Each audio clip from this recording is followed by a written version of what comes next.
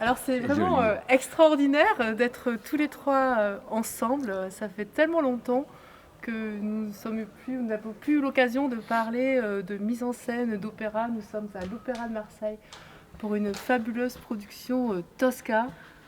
Pour ma part, mon opéra préféré. C'est pas vrai. Oh là là, ça C'est me vrai? stresse. Oui, Ah, c'est bien, c'est Tosca, bien. Norma Euh, et La Traviata. ah ben alors. Voilà, mes trois opéras On les a préférés fait pour ma tous les part. trois ensemble. Oui. Tous les trois. Et Carmen aussi, Voilà, bien ah ben évidemment. Quand aussi on se avec rappelle Diego, pareil. de Carmen, alors je présente mes invités, Louis Désiré, metteur en scène de l'Opéra Tosca, et Diego Mendes Casariego. Casariego, avec cet accent espagnol que je n'ai pas. Le réalisateur des costumes. Ouais. Et c'est un plaisir de vous avoir tous les deux à mes côtés parce que vous êtes partenaires à chaque fois sur les opéras Pratiquement tout le temps. que Oui. vous travaillez. Mhm. Et justement, c'était intéressant de vous avoir tous les deux à mes côtés pour faire ce parallèle-là entre les costumes Très et la bien. mise en scène qui sont indissociablement possibles en fait. Alors Tosca, c'est l'un de vos opéras préférés aussi, c'est ce que vous disiez. C'est un opéra que j'adore, mais c'est pas mon opéra préféré. C'est la Traviata, je crois. C'est ça J'adore Traviata. Alors, je ne sais pas par qui je commence. Qui veut Comme commencer? vous voulez. Louis. Oui, alors. Par Louis, Louis, puisque vous êtes le le metteur metteur en en scène. scène. Tosca, qu'est-ce que ça représente pour vous en tant que metteur en scène, Ben, en Tosca, tant c'est qu'homme aussi Tosca, c'est un ouvrage qui m'a toujours fasciné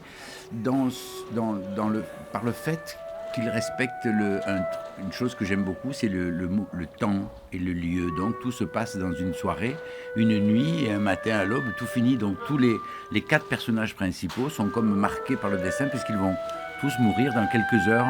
Et il y a quelque chose dans leur tempérament ou dans leur façon de faire ce jour-là qui est un peu différent des autres jours parce que peut-être inconsciemment, ils sont destinés à mourir au petit matin, non? Chacun par des morts tragiques, non? Et alors, j'ai été très très jeune emballé par la musique, emballé par ce côté très théâtral, très cinématographique de l'ouvrage qui amène les personnages dans ce tourbillon malsain, à leur fin inattendue. Hein. Alors j'imaginais toujours les gens qui avaient eu la chance en 1900, de voir la première, et qui sont allés au théâtre sans savoir ce qui allait se passer. Et ils ont découvert, comme on pourrait découvrir un film de Lars von Trier, maintenant un truc vraiment, un truc très très puissant, très court, très très très resserré sur le drame, et puis avec une façon de mettre en valeur elle, et puis les trois chanteurs principaux qui ont quand même des rôles merveilleux. Je trouve que Scarpia, qui est le méchant de l'histoire, c'est lui qui chante la plus belle musique. Alors il y a cette espèce de contraste entre ce que les gens chantent et ce qu'ils représentent, qui m'a toujours fasciné. Et voilà. Alors quand Maurice m'avait demandé de faire cette nouvelle production, il y a 5 ans, parce que c'est une production qui a 5 ans déjà. D'accord. Alors j'ai été évidemment très très heureux, très de le faire. Et ça s'est très bien passé. On l'a repris quelques fois à Nice, on l'a pris à Saint-Étienne, on l'a pris dans un autre endroit, j'ai oublié où. Donc c'est une production déjà qui a tourné. C'est qui a tourné un petit peu, oui. D'ailleurs, il a fallu qu'on retouche un petit peu les décors parce qu'il y avait un peu des coups que prennent les décors dans les transports, dans les camions, en les montant, les démontant, surtout que c'est un décor assez monumental. Et la mise en scène reste figée ou elle se modifie Non, un peu, la mise en scène dépend tellement de ceux qui chantent qu'on est obligé de réadapter chaque fois à la personnalité des C'est l'art du chanteurs qu'on a. spectacle vivant finalement. C'est ça.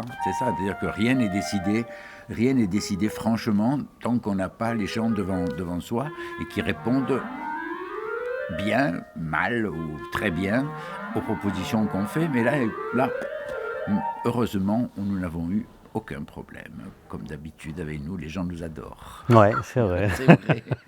Je confirme. Les chanteurs nous aiment beaucoup parce qu'on s'occupe très bien d'eux. D'abord parce que nous avons une connaissance des ouvrages qu'on fait qui est assez poussée. Ça va les chevilles, c'est bon? Oui. Mais c'est la première quand même. Et voilà. Alors, donc, non, mais c'est vrai. Vous savez, moi, c'est 44 ans d'opéra, donc je me situe bien. Je ne suis pas quelqu'un ni de fameux, ni de célèbre, ni rien du tout, mais je vois que partout où nous passons, on essaie de laisser de bons souvenirs. C'est ce qui est le plus important dans la vie, je crois. Bien plus que le théâtre et tout. C'est que nous partions contents. Alors justement, vous Diego, à travers puisque vous habillez les artistes, vous avez, j'imagine, comme dit Louis, cette bienveillance aussi auprès des artistes. Comment Oui, vous absolument, travaillez, absolument. Je crois que c'est avec eux? indispensable. Sans ça, il est difficile de faire un travail accompli. Notamment dans cette Tosca, il y a Marcelo Puente, qui est un Argentin comme moi. Jennifer Rollet, ce sont des gens en plus qui immédiatement se sentent très proches. Moi, je me sens très proche d'eux, ce qui facilite beaucoup. Ouais. Puis j'essaye de le faire toujours, de rester très proche des chanteurs pour pouvoir faire un travail qui soit harmonieux avec eux. Et alors, comme la distribution change à chaque fois, ou un petit peu en tout cas, Oui, beaucoup même. beaucoup. Oui. Alors comment vous adaptez vos costumes justement par rapport Parfois, aux artistes? par exemple, pour Tosca, il a fallu faire de nouveaux costumes, oui. Mario, non, hein?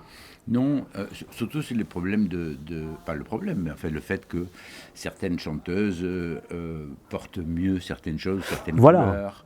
Alors il faut réaménager un petit peu nos idées, mais c'est pas un gros travail. Non. Pour que ce soit le mieux, on n'a pas vraiment centré sur quelque chose de très précis. Les choses qui sont fondamentales et qui font partie du concept de l'œuvre, ça ne peuvent pas changer parce que le décor l'imprime l'idée immédiatement, puisque c'est un décor qui tourne, c'est assez cinématographique. On n'est jamais vraiment au même endroit de l'église, on n'est jamais au vrai endroit du deuxième acte, on n'est jamais au vrai endroit dans le troisième acte, parce que le décor montre ses facettes et qu'il imprime à chaque fois qu'il tourne et qu'il se déplace, qu'il montre un autre endroit de là où on se trouve. À part le deuxième acte qui est un peu plus fixe, parce que c'est l'acte justement où tout s'arrête dans le temps, parce que dans le deuxième acte, c'est là que tout se décide, que tout le drame se joue. Au premier acte, on le sent arriver, au deuxième acte, il est là, donc on est comme cloué au sol, non? Cloué au sol dans cette chose inéluctable, inexorable de la mort. Et qui s'approche, non, qui est déjà pris dans le deuxième acte, il y a déjà Angelotti qui vient de mourir, et Scarpia qui meurt à la fin du deuxième acte, et les deux protagonistes, les principaux, vont mourir presque ensemble, sans le savoir, ils meurent ensemble, non, ce qui est très beau. J'adorais cette idée aussi quand j'étais plus jeune, quand j'étais enfant, que sans le savoir, les deux vont mourir ensemble le soir même. Et ça, c'est assez prenant. Puis bon, il y a cette musique comme ça, qui vous transporte. Ah, voilà. Mais l'idée sous-jacente de la mort est assez fascinante pour le travail, surtout pour le travail de la mise en scène. Je trouve que c'est assez impressionnant et les interprètes le font selon tes indications. Je trouve que ça, c'est la partie la plus réussie du spectacle. C'est cette idée permanente de la mort. Après la bohème, qui était aussi marquée par la mort, mais d'un seul personnage, et qu'on a voulu, vous étiez là d'ailleurs. Hein. C'était magnifique. Mais voilà, et on a voulu ça, on nous l'a demandé au dernier moment. On nous l'a demandé au dernier moment. Tu l'as vu? Oui, je l'ai vu, oui. J'ai vraiment beaucoup aimé, c'était très beau. Et justement, c'était ma question, quand vous travaillez les décors, les costumes, la mise en scène, vous restez quand même dans la subtilité, le sobre, le neutre, le pur, justement. On essaie. Et ça, c'est ce que vous allez faire aussi, enfin c'est ce que vous avez fait aussi pour Tosca. Oui. L'ouvrage est un petit peu plus pompeux que la bohème. Oui. Non, la bohème sont que des jeunes gens un peu perdus dans la ville, dans la ville, dans la nuit. nuit. Aussi, la Tosca est bien plus tragique puisque la bohème ce n'est qu'un petit fait divers, un petit fait divers marqué en 2 lignes au bas de la dernière page d'un journal. Tandis que la Tosca, ça parle d'une chanteuse très célèbre, ça parle d'un peintre très célèbre, d'un chef de la police terriblement connu pour ses méfaits. Donc c'est quand même un truc un peu plus pompeux. Et puis ça se passe à Rome où, même si nous ne donnons aucune indication de lieu, on sent quand même par les costumes une certaine époque, mais assez stylisée comme nous faisons souvent, on sent une présence très italienne. Voilà. À Rome en 1800, le jour de la victoire de Marengo, où Bonaparte, pendant la campagne italienne, a battu le colonel Mélas l'Autrichien et a donc amorcé la libération. La libération de l'Italie par les Autrichiens. Voilà. C'est calqué sur C'était le 13 juin 1800. J'ai regardé, c'était un mardi. D'accord. Alors, voilà. Et, Vous avez regardé dans Google? j'ai regardé dans Google il y a très longtemps. Hein. Il y a très longtemps. C'est pour ça que bon, les gens c'est l'été, quoi. C'est un été, un jour lumineux. On ne voit jamais la lumière parce que ça commence à l'heure des vêpres et ça finit à 6 heures du matin. Donc la vraie clarté du jour n'est jamais là. Comme si déjà on entrait dans la nuit éternelle, dans la Rome éternelle. Ouais, c'est plus difficile de s'identifier, par exemple pour moi, avec Tosca en tant que spectateur. Ouais. On peut le voir plus comme un film qui te touche moins personnellement que Bohème. Bohème, on peut facilement se sentir identifié avec les personnages. Exactement, parce qu'ils ont l'âge de... L'âge, la condition, ce sont des artistes, ça n'a rien à voir. Oui, et puis surtout en ce moment, oui. Pour la Bohème, c'est très, très actuel en fait. Très actuel, absolument. Ouais. Très absolument. actuel. Ouais. Alors justement, quand vous travaillez ensemble, parce que finalement vous travaillez tout ensemble. On a travaillé, même quand... parce que quelquefois, maintenant beaucoup moins, hein, parce que c'est moi qui l'ai décidé, mais avant on me demandait que je fasse tout. Alors donc je faisais tout, puis un jour... on a commencé à travailler à dire, on a fait notre première production de la Norme à Buenos Aires tous les deux. Et ça a tellement bien marché, alors on a décidé de travailler ensemble. Oui, parce que d'abord le travail est bien plus facile quand on n'a pas à se donner des rendez-vous, parler par téléphone.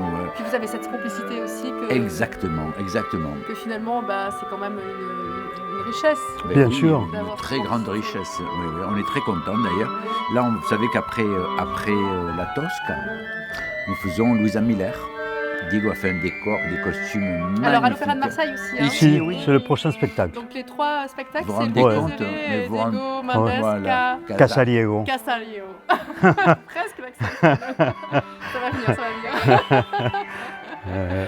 Donc voilà, 3 productions à l'Opéra de Marseille. Mais oui, moi j'étais donc déjà... 2 qui ont été captées, retransmises, et la prochaine, on espère... La prochaine, ça y est, c'est déjà fait, elle va être captée pour... Mais avec le public Non, sans public. Et non, on n'aura toujours pas de public, malheureusement, le milieu du mois de mars. Oui, d'accord. Alors, donc... on dit que le public reviendra au mois de septembre. Oui, je crois que c'est en septembre, on commencera avec... Enfin, les rumeurs que nous entendons dans le théâtre, parce qu'évidemment... Les directeurs ou les administrateurs, ils ont un peu plus d'écho que nous, plus proches. Et moi, j'ai bien peur, malheureusement, c'est une tristesse infinie. C'est une tristesse infinie, mais malheureusement, une fois de plus, la nature nous a montré qu'elle était bien plus forte que nous et qu'elle nous marque le chemin. En un sens, c'est une belle leçon. Pour nous, dans le théâtre, c'est une chose affreuse qui vient de se passer, mais il faut qu'on pense aussi à tous les autres métiers du monde, toutes les autres arts du monde qui souffrent de ça. Donc nous ne sommes pas les seuls. Voilà. Puis on n'est pas mort du virus, donc oui, on est bien content. Puis on est dans le théâtre en ce moment. Voilà. C'est merveilleux. C'est merveilleux qu'on puisse travailler. C'est merveilleux. L'orchestre s'accorder, tous ces bruits. Non, c'est merveilleux. On a un travail privilégié, je crois. Oui. Oh là là.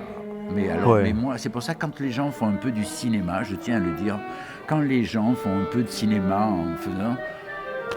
Moi, ça me met hors de moi parce que j'estime que nous sommes tellement chanceux déjà de faire ce que nous faisons quand tout va bien. Et en ce temps-là, dans un théâtre qui, grâce à Maurice Ziberas, le directeur général du théâtre, fait tout, il se démène mais comme un animal pour que tout aille bien. Alors quand des gens se plaignent de commandes, alors là, on a envie de les égorger. Même travailler un dimanche après-midi, c'est un plaisir. Mais non, mais c'est vrai. Non, mais c'est un miracle qu'on soit dans un théâtre en ce moment. De faire des interviews. Voilà. C'est le nombre des gens qui ont tout annulé, absolument tout, et tête fermée. On en a eu beaucoup d'annulés aussi. Nous, on en a eu plein. Donc c'est merveilleux d'être là. On est très contents.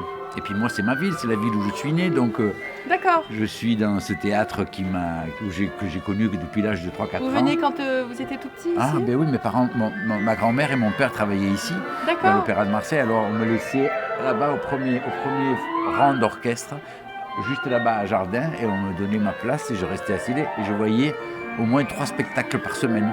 Et donc je comprends cet attachement alors à l'Opéra de Marseille. Notamment avec les murs déjà, les murs me parlent, les murs les murs. Ah, vous savez, avant qu'il y ait la rambarde de l'orchestre, il y avait une grille toute forgée comme ça qui était magnifique, très art déco. Et on voyait l'orchestre depuis le premier rang, et même les deuxièmes. On voyait. Alors moi, je savais plus qu'est-ce que je voulais regarder, ces archers qui bougeaient, les trompettes et les violons. Ou regarder la scène. J'ai des souvenirs vraiment très très ancrés en moi. Et vous, Diego, vous avez baigné aussi Non, pas du tout. Vous êtes arrivé comment là, vous Pas du tout. Moi, comme je suis arrivé à l'opéra, à l'opéra de la main de Louis. D'accord, c'est Oui. une belle main. Oui, c'est une très belle main. Oui. Bonne, disons pas une belle. Non, belle et bonne. Et surtout parce que j'ai beaucoup appris, énormément appris en regardant, en le regardant faire. Enfin, je suis de l'école désirée, moi. Oui, l'école des désirés, c'est Ouais. beau ça. Ça donne plein de belles étoiles. Oui, moi, tout ce que j'ai appris, je l'ai appris à partir de là. Et je crois qu'on travaille très très bien ensemble. Ouais. Très très bien, je suis très heureux de ça. Film, Puisque c'est une manière c'est pour ça que d'aborder un projet avec